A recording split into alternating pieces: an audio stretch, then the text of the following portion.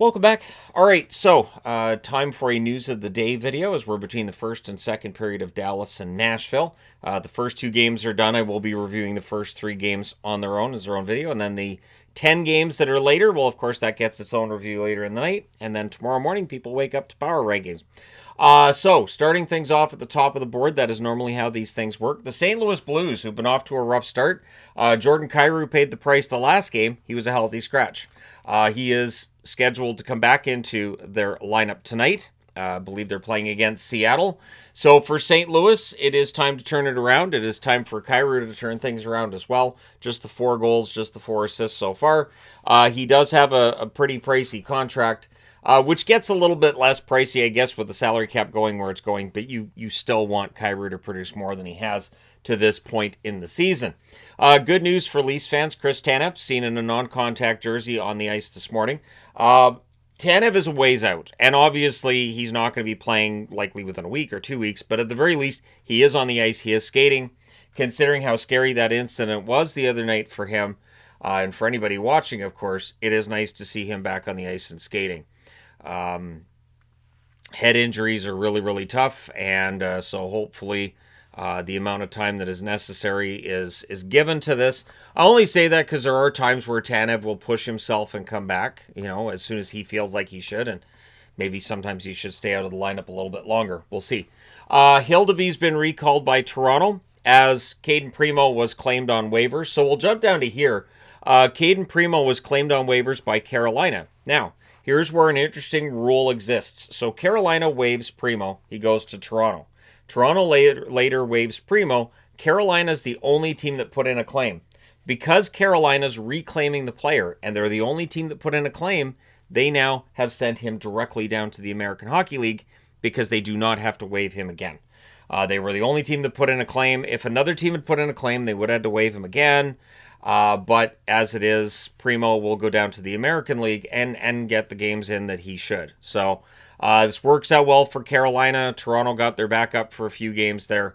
Hildeby gets the recall now while they're waiting for Woll to come back from his stint with the Marlies, which should be once this weekend is done. So I don't know that Hildeby gets into any game action, but we know that he can play at the NHL level. That's why I was kind of surprised when they picked up Primo in the first place. I felt like Hildeby was a good option as well, but either way, Hildeby's called up. Now, Dougie Hamilton, dealing with a lower body injury, missed the game today against the Pittsburgh Penguins. He's going to be out at least a week. These at leasts are all of a sudden in a lot of these reports. I do find that interesting. It's gone from, okay, so it's 6 weeks to it's 4 weeks to it's at least 3 weeks. It's at least 2 weeks. And then there's others too where it's day to day. And then 2 weeks later, you're like, it's still day to day. It's still day to day for the last month and a half. But either way, Hamilton's out at least a week. The Boston Bruins dealing with some injury news here. Mittelstadt dealing with a lower body injury will not play against the Toronto Maple Leafs. Also against Toronto, they will not have McAvoy. This is a huge loss for Boston. He's out for personal reasons. I haven't seen what those are yet. Those can span from anything involving a family member to somebody that they are with expecting a baby. So it can be anything, really, in all honesty. So without McAvoy, without Mittelstadt, that is going to test Boston tonight as they seek another win. I think they're looking for a 6-game winning streak. Very hot and cold Boston this year. Very tough to get a read on them, but they're not the only team in the NHL with that situation going on. So we'll see how Boston does without those players in the lineup. Carolina news, as I previously mentioned, Primo has been reclaimed and sent down to the AHL. In other news, Chatfield, so another defenseman down for Carolina as Gostisbehere is getting close to a return. Chatfield dealing with an upper body injury. He's out indefinitely. So they get Miller back. They're going to get Gostisbehere back. And now they're without Chatfield. Carrier and Robinson are both already cleared to come back tonight against Buffalo, so that helps their forward depth. Neither Carrier nor Robinson, of course, being blue liners, but it does help the forward depth. The Carolina Hurricanes have recalled Gavin Bayreuther. I'm so happy Bayreuther's still trying. Bayreuther, a player that I've discussed before. I like Bayreuther, and I've always been a fan of these players that do play some games in the NHL, play a long time in the AHL, and they stick with it. We know they make a lot less money in the AHL. Some players in the AHL are playing for the love of the game. They're making less money than people might think. So it's nice to see Bayreuther get the recall. We'll see how many games he gets into for Carolina, but without Chatfield indefinitely, it is going to test that Carolina blue line, which has gone through its tests this year. So it's just going to keep getting tested. Joey Decord is being evaluated. He has an upper body injury. He has been placed on injured reserve, so he's not traveling with the team as that evaluation process is going on. Evans, though, has been activated off of injured reserve. So Riker Evans will be back in the lineup for Seattle. That's good news for them. Of course, great news for Riker Evans. Without Decord, this is going to be a real test for Seattle. Matt Murray and Philip Grubauer being the goaltenders, that's going to be a real test for Seattle. The good news, I think, being that Matt Murray, in the limited chances he's had in the net, he's looked okay. And for Grubauer, this is a really good opportunity for him to show, hey, I can carry this net if I need to for a while. So we'll see how things go for Seattle. Anthony Cirelli, upper body injury for him, so he's off to a fantastic start to the season, but he will not play tonight against the Capitals. So for Tampa, that is a huge blow for Tampa, to be honest. Cirelli off to a great start, and so we'll see how the depth holds up for Tampa. Tampa, not a team that's unfamiliar with needing to raid their own depth from the minors if need be here and there, and they've got good players. Dastus is another one, too, that I'm watching just become an everyday NHLer and pretty good. And you know, joining Gonsalves and others, there are good NHL players that Tampa just seemingly is able to mold and create. They have a very good feeder system and very, very good scouting and training on that team. So with Cirelli out, that's going to hurt, but with that training and scouting and everything that Tampa has going for them, they should be okay coming through that. They've been on a hot streak lately.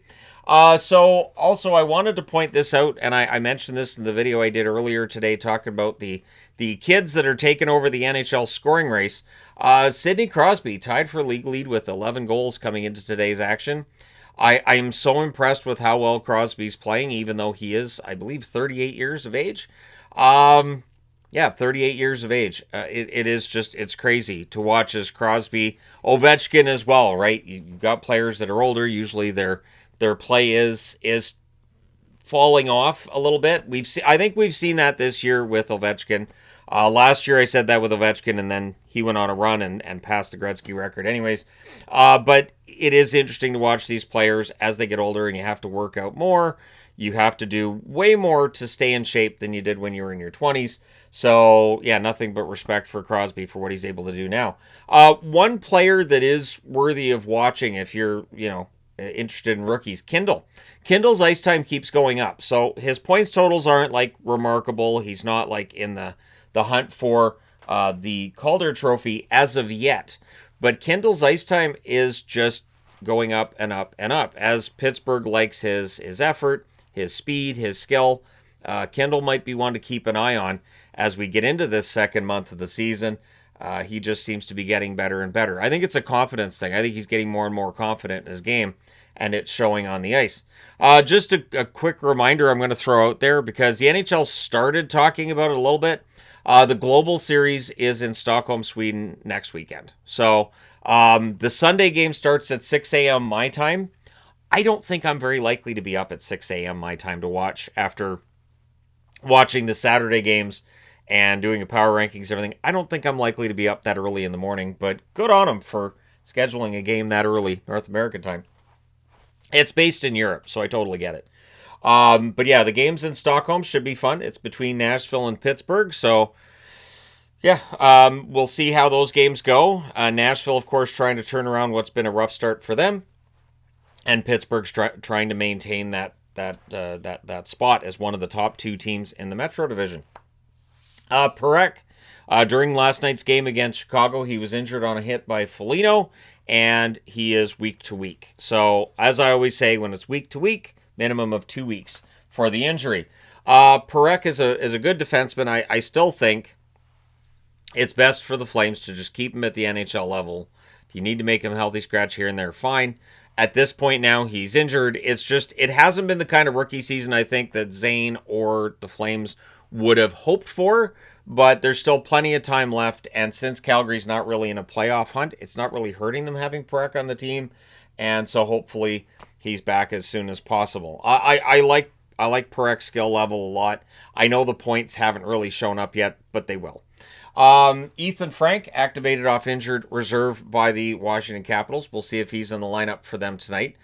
He has the speed and skill, so we'll see if that's on display tonight for the Washington Capitals. For the Winnipeg Jets, you now have 3 players in non-contact jerseys at practice, while Perfetti remains in a regular jersey at practice. Morgan Barron in a non-contact jersey alongside Nyquist and Sandberg. I talked about them yesterday being in non-contact jerseys. Morgan Barron is, I believe, week to week with his injury as well. So it's kind of a situation every team goes through. I understand, too, that with the condensed schedule we have with the 3-week Olympic break, we're going to see a lot of injuries. It's just how it's going to work this year. And I think we knew that before the season got started. The players probably knew that as well. It doesn't make it any easier to watch when it's players from your favorite team going down and you're watching a whole bunch of guys out of the lineup at a time. But it's just the reality this season, and may just be the reality every other year, I guess, if we're going to do a World Cup every other year as well. So every 2 years, it's either a World Cup or an Olympics. That's the plan for the NHL. In my experience, from what I've seen over the years, it does kind of make it so it's not quite as special. Like, we had the Four Nations tournament, and I think part of what made that really special was that we hadn't had a best-on-best in a while. Obviously, there were a lot of other mitigating factors, but I think the fact it was the first best-on-best in a while helped. So NCAA side of things, this weekend, McKenna's Penn State team is taking on Michigan State, so this is getting a lot of attention. NCAA hockey, I understand, is popular in the U.S. It's not really something that gets any airplay in Canada for the most part, but I do wonder, with Gavin McKenna's team getting this attention and everything, how many more CHL stars are going to look at the NCAA, where now NCAA players can actually earn money while they're in the NCAA.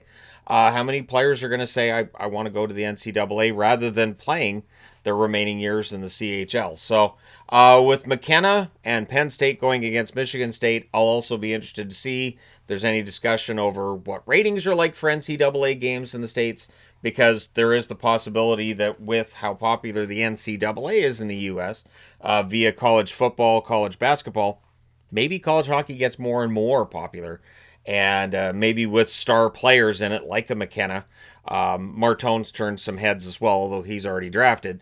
But yeah, it's going to be interesting to see if this leads to greater success for the NCAA hockey programs. It'll never get to where basketball is. It'll never get to where football is. But it could generate a lot of money, which could make things even potentially more problematic for the CHL, where you have the Western Hockey League, Ontario Hockey League, Quebec Major Junior Leagues, trying to compete with what the NCAA is able to do. So let me know your thoughts. Hit like and subscribe in the event you may not have done so already. Thank you guys so much for all your support. I will talk to you again soon.